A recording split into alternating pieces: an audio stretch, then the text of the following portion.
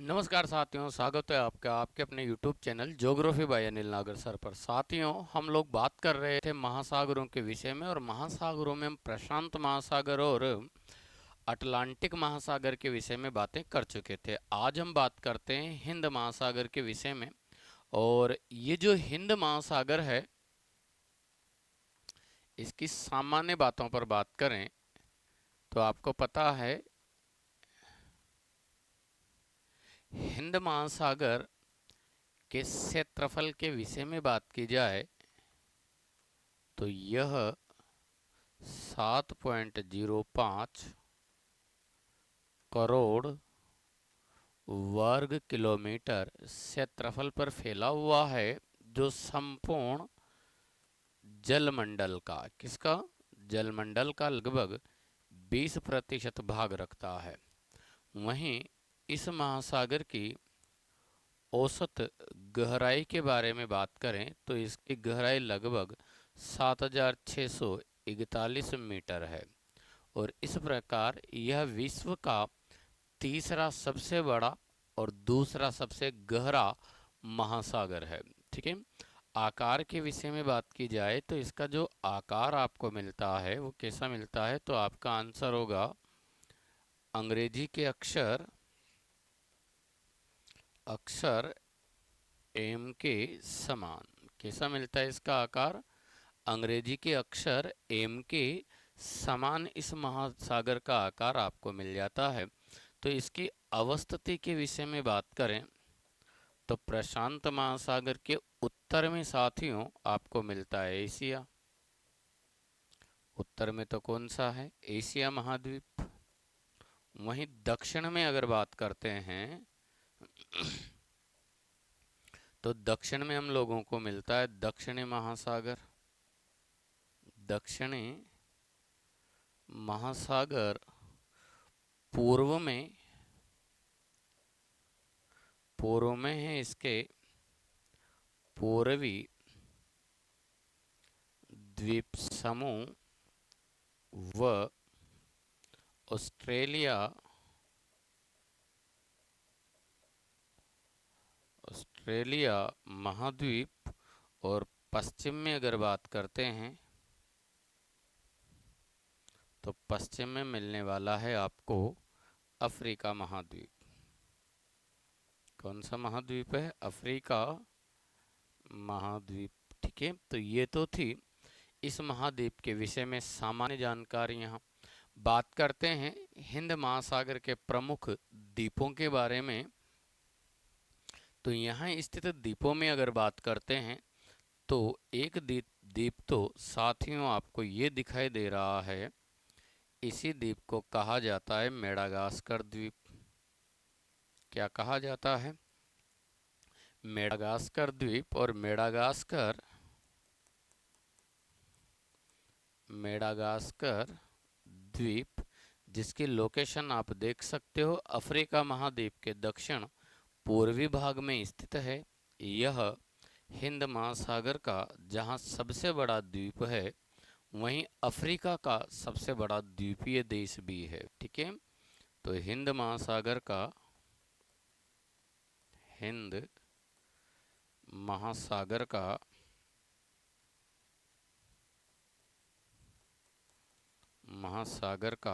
सबसे बड़ा द्वीप, सबसे बड़ा द्वीप कौन सा है, मेडागास्कर। और ये याद रखना है अफ्रीका महाद्वीप का सबसे बड़ा द्वीपीय देश भी है। और द्वीपों में अगर आपको देखते हैं तो यहाँ पर आपको ये कुछ छोटे छोटे द्वीप दिखाई दे रहे हैं। इन्हीं द्वीपों को आप किसके नाम से जानोगे, तो डियागो गार्सिया। किसके नाम से जाना जाता है, डियागो गार्सिया। जहाँ पर डियागो गार्सिया द्वीप। और इस द्वीप पर बात करें तो इस द्वीप पर यूके का अधिकार है। किसका अधिकार है, यूके का अधिकार है। वहीं यहाँ पर आपको ये एक द्वीपीय देश देखने को मिल रहा है। इसी द्वीपीय देश को कहा जाता है मालदीव। क्या कहा जाता है? मालदीव। ठीक है। और मालदीव के बाद में यहाँ पर ये छोटे छोटे द्वीप दिख रहे हैं, इन्हें कहा गया है लक्षद्वीप।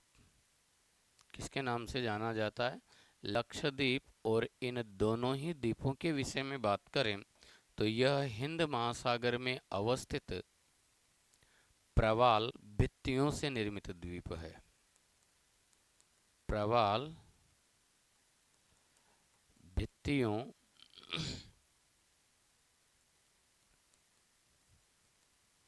प्रवाल भित्तियों से निर्मित है ये द्वीप। ठीक है, ध्यान रखेंगे। हिंद महासागर के अंदर अगर प्रवाल भित्तियों से निर्मित द्वीपों के बारे में बात करें तो वो आपको कौन कौन से मिलते हैं? लक्षद्वीप और मालदीव। आगे बढ़ते हैं। वहीं ऐसे द्वीपों में साथियों आपको एक और द्वीप ये दिखाई दे रहा है। इसी द्वीप को आप किसके नाम से जानते हो? तो आपका आंसर होगा श्रीलंका। नाम क्या है इसका? श्रीलंका द्वीप या श्रीलंका। साथ में ही यहाँ पर आपको ये द्वीपों की एक लंबी सी कतार दिखाई दे रही है। इन्हीं द्वीपों को किसके नाम से जाना जाता है? तो आपका आंसर होगा अंडमान निकोबार द्वीप समूह। क्या कहा जाता है इन्हें? अंडमान निकोबार द्वीप समूह। ठीक है। और यह हिंद महासागर के सबसे लंबे द्वीप हैं। ठीक है। हिंद महासागर के सबसे लंबे सबसे लंबा द्वीप समूह, सबसे लंबा द्वीप समूह है। ठीक है। वहीं ऐसे द्वीपों में अगर बात करें तो ऐसे द्वीपों में साथियों यहाँ पर आपको ये एक बेसिन पाया जाता है। इसी बेसिन को किसके नाम से जाना जाता है? तो आपका आंसर होगा कोकस। Cocos basin. ठीक है। तो ये तो थे यहाँ के महत्वपूर्ण द्वीप। बात करते हैं यहाँ अवस्थित इस महासागर में स्थित और पठार और कटक के बारे में बात करें तो इस महासागर में आपको एक पठार देखने को मिल रहा है। ये जो पूरा का पूरा क्षेत्र यहाँ पर आप देख रहे हैं, इसी पठार को तो साथियों किसके नाम से जाना जाता है? तो ये है सेंट पॉल का पठार। कौन सा पठार है ये? सेंट पॉल पठार। और इस पठार के चारों ओर आपको इस तरीके से ये कुछ पर्वत श्रेणियां दिखाई दे रही हैं, जिन्हें आप कटक के नाम से जानोगे। किसके नाम से जानोगे? कटक के नाम से। तो यहाँ पर आप देख रहे हैं ये जो कटक हमारे पास है, इसी कटक को तो किसके नाम से जाना जाता है? तो ये तो है दक्षिणी पूर्वी इंडियन कटक। दक्षिण पूर्वी इंडियन कटक। ये है इंडियन अंटार्कटिक कटक। इसे क्या बोलोगे? Indian Antarctic Cuttack. ठीक है। वहीं इसको किसके नाम से जाना जाता है? तो ये है आपके सामने गाप्सन बर्ग कटक। कौन सा कटक है ये? वहीं ऐसे कटक में आप यहाँ पर देख पा रहे हैं, ये जो कटक है, ये वाला जो पूरा का पूरा कटक आपको दिखाई दे रहा है, इसी कटक को कहा जाता है साकोत्रा चोगास कटक। साकोत्रा चोगोस कटक।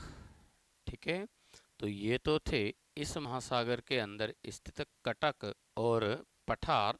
वहीं इस महासागर के गर्तों के बारे में बात करें तो इस महासागर के अंदर जो सबसे महत्वपूर्ण गर्त आपको दिखाई देता है वो ये है। ठीक है, इसी गर्त को साथियों किसके नाम से जाना जाता है? तो आपका आंसर होगा जावा गर्त। जावा गर्त, और यह हिंद महासागर का सबसे गहरा गर्त है। हिंद महासागर का सबसे गहरा गर्त है। ठीक है, क्या कहा जाता है इसे? यह हिंद महासागर का सबसे गहरा गर्त है। ठीक है, वहीं इसकी सीमांत सागर और खाड़ियों पर भी अगर बात करें तो यहाँ पर आप ये जो सागर यहाँ देख पा रहे हैं इस वाले को तो कहा जाता है साथियों लाल सागर। यहाँ तक का ये तो है कौन सा सागर? लाल सागर।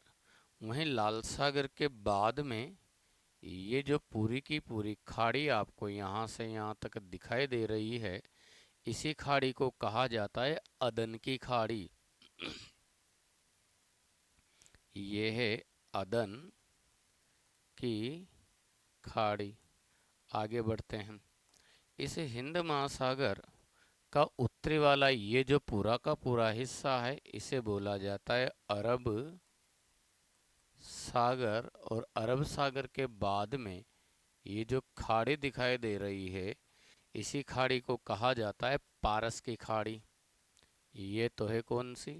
पारस की खाड़ी। तो ये है पारस की खाड़ी। ये जो पारस की खाड़ी है, इस पारस की खाड़ी के दक्षिण में आपको ये एक और गल्फ यहाँ पर, एक और खाड़ी यहाँ पर आपको नजर आ रही है। इसी खाड़ी को कहा जाता है ओमान की खाड़ी। क्या कहा जाता है इसे? ओमान की खाड़ी। ठीक है, और इस तरीके से यहाँ आप देख सकते हैं इन दोनों को जोड़ने वाली ये जो जलसंधि है, इसी जलसंधि को तो कहा गया है हारमुज जलसंधि। ठीक है, यहाँ आपको ये मिलती है जो अदन की खाड़ी और लाल सागर को जोड़ती है, बाब उल मेंडेव, जिसे आंसुओं का द्वार कहा गया है। तो इधर आप यहाँ देख पा रहे हैं ये है हमारे पास बंगाल की खाड़ी। ठीक है, इस बंगाल की खाड़ी की जो पूर्वी सीमा का निर्धारण कर रहे हैं इन्हीं द्वीपों को कहा जाता है अंडमान निकोबार। क्या कहा जाता है? अब देखो, अंडमान निकोबार और ये जो मलाया प्रायद्वीप है, इन दोनों के बीच में आपको ये एक सागर दिखाई दे रहा है, इसे ही कहा जाता है अंडमान सागर। कौन सा है? अंडमान सागर। वहीं ऑस्ट्रेलिया के किसके इस ऑस्ट्रेलिया के दक्षिण पूर्व में आपको यहाँ पर एक सागर देखने को मिलता है जिसे बोलोगे आप तिमोर सागर। तो ये तिमोर सागर भी किस में है? हिंद महासागर में। और ये था हमारे पास हिंद महासागर। साथियों, यहाँ तक हम महत्वपूर्ण जो महासागर थे हमारे लिए, जिन्हें हम प्रशांत, हिंद और अटलांटिक के नाम से जानते हैं, ये कंप्लीट हो चुके हैं। इससे आगे दो छोटे छोटे महाद्वीप हमारे पास और बच जाते हैं, उन पर भी हम साथ के साथ बात कर लेते हैं। तो इसके बाद आप देखोगे एक तो है दक्षिणी महासागर, दक्षिणी महासागर, ठीक है। इसे ही अंटार्कटिक महासागर के नाम से जाना जाता है। इस महासागर के क्षेत्रफल के बारे में बात करें तो ये लगभग 1.8 या 2.10 करोड़ वर्ग किलोमीटर क्षेत्रफल पर फैला हुआ है। करोड़ वर्ग किलोमीटर। जलमंडल का यह लगभग 4.8% भाग रखता है और इस प्रकार विश्व का चौथा सबसे बड़ा महासागर है। इस महासागर के आकार के बारे में बात करेंगे तो इस महासागर का जो आकार है वो अंग्रेजी के अक्षर डी के समान है। कैसा दिखता है? अब इसकी जो स्थिति है इसे पहचानेंगे कैसे? तो इसको पहचानने का जो तरीका है वो ध्यान रखेंगे। अगर हम मानचित्र पर बात करते हैं, सपोज करें ये ये हमारे पास मानचित्र है। इसको पहचानने का या इसकी जो अवस्थिति बताई गई है उसके बारे में बात करें तो ये कहाँ से कहाँ तक आपको मिलने वाला है। तो आप ये मानकर चलेंगे जैसे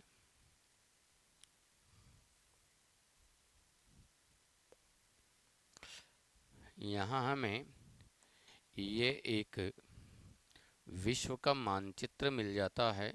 सपोज कीजिए ये है हमारे पास विश्व का मानचित्र, ठीक है। और इस मानचित्र में अब आप यहाँ देख पा रहे हैं कि जैसे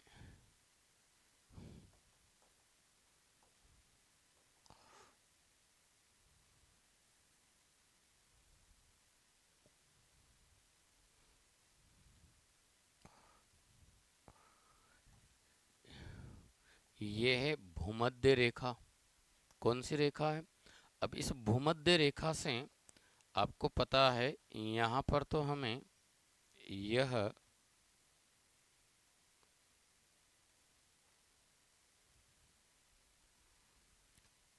महासागर मिलता है। कौन सा?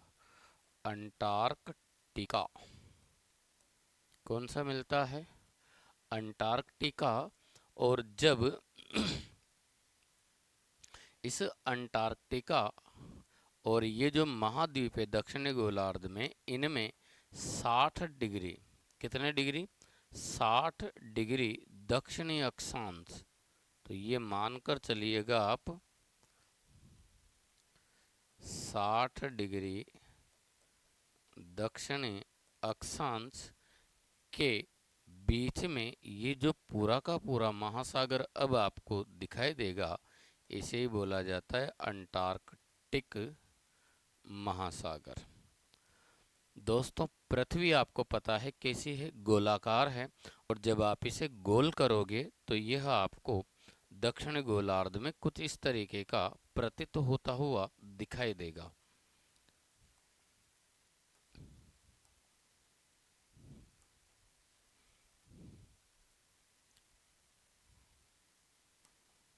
देखो यहाँ पर ये मान के चलेंगे आपके पास अंटार्कटिका है, जिसमें अंटार्कटिका की अवस्थिति पर बात की जाए तो ये तो मिलता है आपको दक्षिणी ध्रुव। क्या मिलता है? ये दक्षिणी ध्रुव। और इस दक्षिणी ध्रुव के बाद में यहाँ आप इस तरीके से ये अंटार्कटिका को देख पा रहे हैं। ये है अंटार्कटिका का पाल्मर प्रायद्वीप।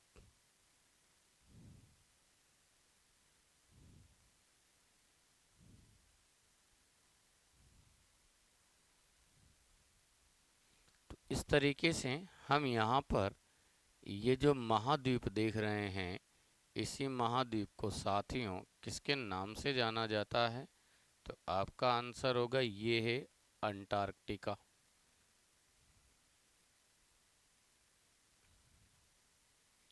ठीक है। अब इस अंटार्कटिका के बाद में आप देखेंगे कि ये जो लाइन आपको दिखाई दे रही है, ये है आर्कटिक सर्कल। आर्कटिक सर्कल के बाद आप मान के चलेंगे ये है 65 डिग्री, और 65 डिग्री के बाद अगर आप देखोगे तो आपको इस तरीके से इसके चारों ओर ये एक और अक्षांश वृत्त मिलने वाला है। इसी अक्षांश वृत्त को आप किसके नाम से जानोगे, तो आपका आंसर होगा 60 डिग्री दक्षिणी अक्षांश। और इस प्रकार इनके बीच में ये जो पूरा का पूरा फैला हुआ है, इसे ही बोलेंगे हम क्या, अंटार्कटिक महासागर या दक्षिणी महासागर। अब इसके आकार के विषय में देखोगे ना, तो आपको ये ऐसा लगेगा जैसे यहाँ से अगर हम एक लाइन खींच देते हैं ये वाली, तो ये आपको डी शेप में नजर आ रहा है। एक बड़े डी की तरह आपको ये दिखाई सा दे जाता है। इसके बारे में कहा जाता है इसका आकार कैसा है, डी के समान है। आगे बढ़ते हैं। इसके बाद आपको एक और महासागर मिलने वाला है, जिसे हम किसके नाम से जानेंगे, उत्तरी महासागर, या इसे ही कहा जाता है आर्कटिक महासागर। इसकी क्षेत्रफल के बारे में बात करें तो इसका जो क्षेत्रफल है वो 1.4 करोड़ वर्ग किलोमीटर है। जो जलमंडल का कितना परसेंट भाग रखता है ये, तो 4.2%। कितना, 4.2% भाग रखता है। आगे बढ़ते हैं। देखो, इसके विषय में बात करें तो इसका जो आकार है, आकार वो ओ के समान है, ओ के समान। ठीक है। इसके बारे में बात करें तो आप यहाँ पर इसको देखोगे तो ये आपको कुछ इस तरीके से दिखाई देने वाला है।